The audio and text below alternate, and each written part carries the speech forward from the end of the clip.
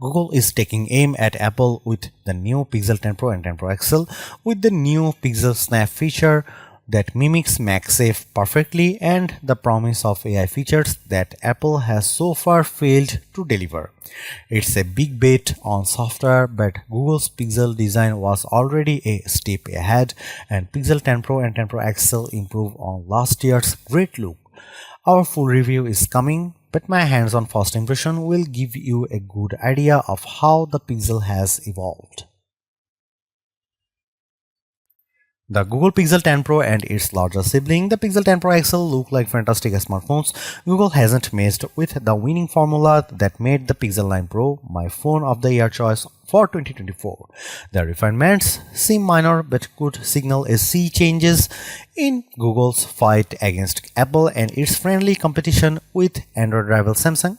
I only had a few hours with these phones, but they look like the best Pixel phones yet, and some of the coolest features have yet to reveal themselves. Google doesn't compete with Samsung on specs or with Apple on features, so it's been easy to dismiss past Pixel phones as also run devices that offer a nice alternative to the iPhone and Galaxy lines but are rarely the first choice. That changes with the Pixel 10 Pro. The new PixelSnap Magnet features may seem like old news to iPhone users, but they open up a world of new accessories and convenience for Android fans. I'm pretty sure that Samsung and OnePlus will follow suit in due course, but for now the Pixel 10 Pro and its three stablemates are the only Android phones that I can snap onto my bedside charging stand and use with my UAG magnetic wallet. I only had a couple of hours with the Pixel 10 Pro and 10 Pro XL, so the most important features remain a mystery right now. Google says it has upgraded the image signal processor in the Tensor G5 chipset, which should result in better photos and possibly a better camera experience. The new camera coach feature is totally fascinating, but it wasn't working on the demo units I tried. Some Google reps had it working on their own phones, so the feature seems baked and ready to serve, but I'll need to spend a lot of time using the cameras in a variety of situations to see if it really makes a difference. If it does, it could be a turning point for smartphone AI features. So far, AI on smartphones has been a mix of useful tools and frightening oversteps. The Pixel 9 Pro is my favorite AI phone because it does a great job of screening calls, recording meetings, and managing notifications. Those are genuinely useful AI tools, not image generators that make lousy images or writing tools that take over the job of sending love notes to my sweetie. The Pixel 10 Pro promises a host of new and similarly useful AI features, but none of them were apparent in my hands-on time. The new Magic Cube feature will need to get to know me better before it starts bubbling up relevant information during my phone calls. When it does know me, it should do things like showing me my flight information if it hears me talking about my upcoming travel plans. I hope it works well, but so far AI features like this from other phone makers have failed to materialize after launch or have failed to demonstrate the utility that phone makers claim. I am not too concerned. The Pixel 9 Pro was already ahead of the competition on useful AI features, and Google is doing an admirable job of keeping the AI processing and therefore your private data on the device instead of relying too much on cloud computing. I saw a Pixel 10 Pro translate the voice of my colleague on a phone call from his English into a natural sounding Spanish. Other phones can do the translation bit, but the most Spanish voice actually sounded like my colleague would he spoke Spanish. Most astonishingly, all of the processing happened on the Pixel 10 Pro, not in the cloud. The conversation and the sound of your voice are kept private. In other words, after spending a couple of hours with the Pixel 10 Pro and 10 Pro XL, they seem to me like refined devices that marginally improved on the success of last year's redesign, and that's enough for me. If the Pixel 10 Pro simply offers camera improvements and better zoom along with all the latest Pixel features I already enjoy, I'll be able to recommend it easily. If the new AI features really help me take even better photos and do a better job of helping me organize my digital life, I'll consider that an even bigger win. But I think we are only seeing the tip of the AI iceberg on these phones. With 7 years of Android update ahead, who knows what the Pixel 10 Pro will be capable of doing in the future. The Pixel 10 Pro and 10 Pro XL both come with 16GB of RAM inside and 256GB of storage to start. Those are very respectable specs and most people won't need to spend more for more storage unless there's a great discount if you buy more space. The phone comes in 4 colors: blue gray moonstone, light green jade, white porcelain and dark gray obsidian. The moonstone is very appealing, but I like all of these year's colors equally, even the blackish obsidian. I do wish there were more vibrant color options, but subtle seems to be the new norm for pro-level phones. The Pixel 10 Pro and 10 Pro XL are priced high, but the price is competitive with the top-end iPhone 16 Pro and S25 Ultra phones. The new Pixels don't measure up evenly spec for spec, but the overall experience is just as good, and the Pixel 10 Pro and 10 Pro XL are the newest looking phones of the bunch with the most recent redesign. While I expect the base model Pixel 10 will drop in price throughout the next year, Google has been more stingy with its Pro models recently.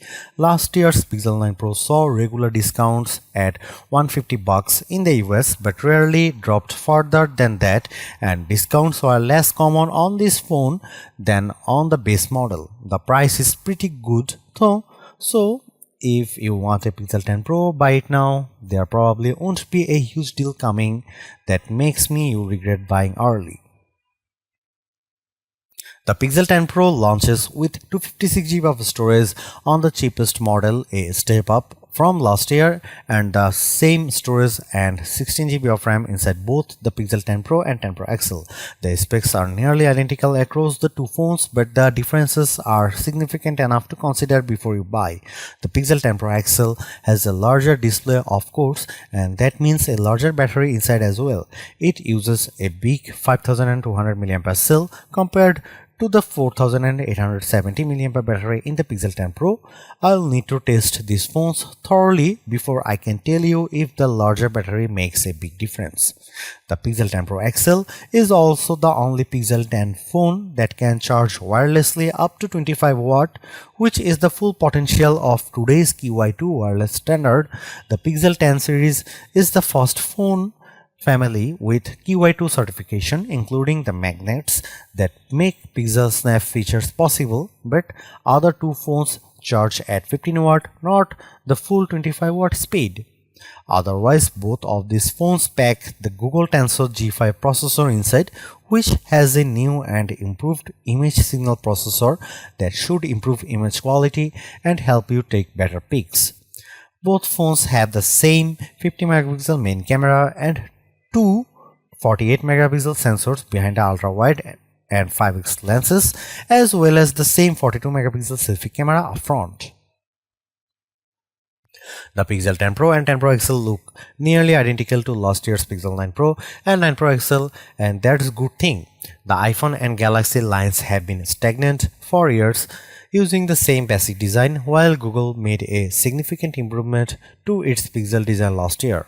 The new Pixel look is more durable than before, and Google reiterates that the Pixel 10 Pro is twice as durable as the Pixel 8 Pro, which used the older camera bar design.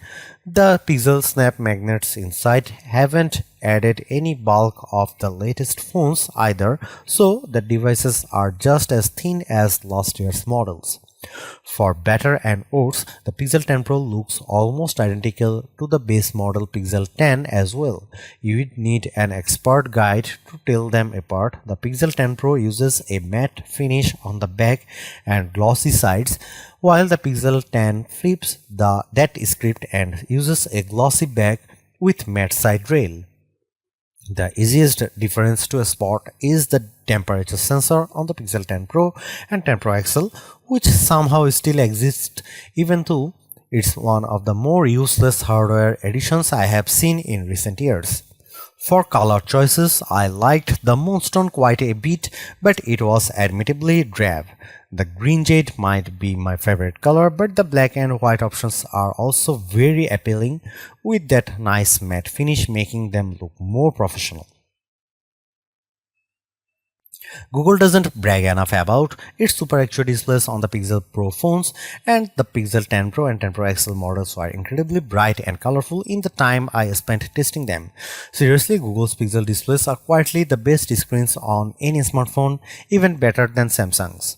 They look great in every lighting conditions. Of course, I'll need to spend more quality time with these phones to see if the display really holds up in bright sunlight.